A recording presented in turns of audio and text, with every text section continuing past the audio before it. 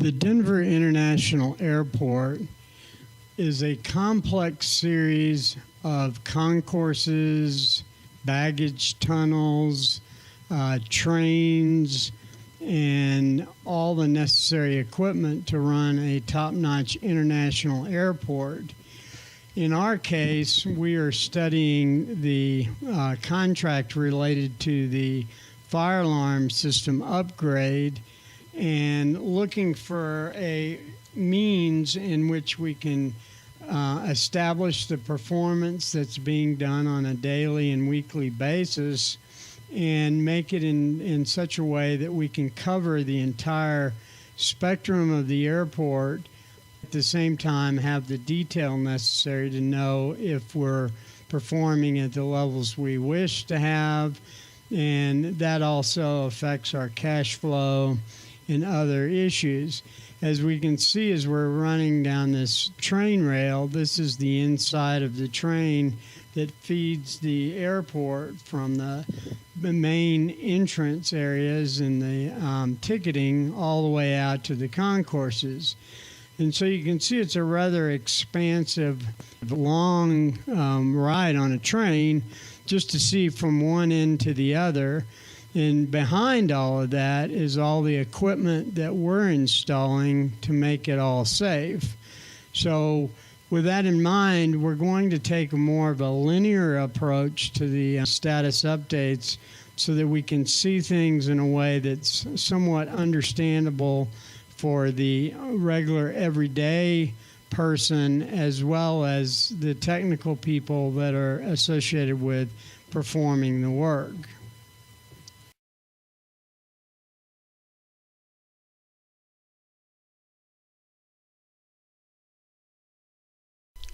As we move from the passenger train into the lower levels, we begin to see the infrastructure necessary to support the systems related to the airport.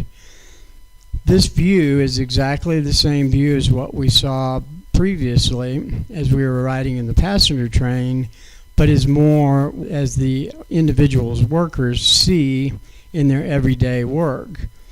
From that, we can begin to start differentiating the different doors and infrastructure requirements as we move through.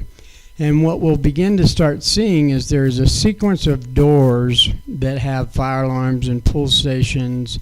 So each door is being retrofitted, and that gives us a good benchmark as to how our performance is occurring from one end of the terminal to the next. So as we have moved from the north terminal down through the individual concourses, we now begin to see the individual door areas, and we'll start marking these off for you as we proceed further. We just passed door 4E, and we're on the way to our next door in the sequence, which will be 5E, which is the east side, and it's coming up right about here. And we can see these doors on the left-hand side. We did a little stop there. We're moving on, and we're moving forward into what is 6E. And we can see the distances that it requires to get conduit from one place to another. And this is right at 6E right there, that set of doors right on the left. And then we keep moving forward. We'll pass 7E, and then 8E will be the last one that we have in this sequence here.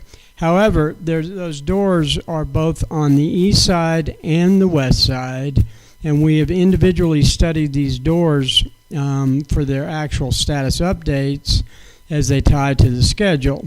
So as we approach door 8E up here, we'll then begin to start looking at what each one of these doors and the analysis that's done as part of the project performance review. Had we proceeded further through that sequence, we would have ended up where we are here, which is door 16E.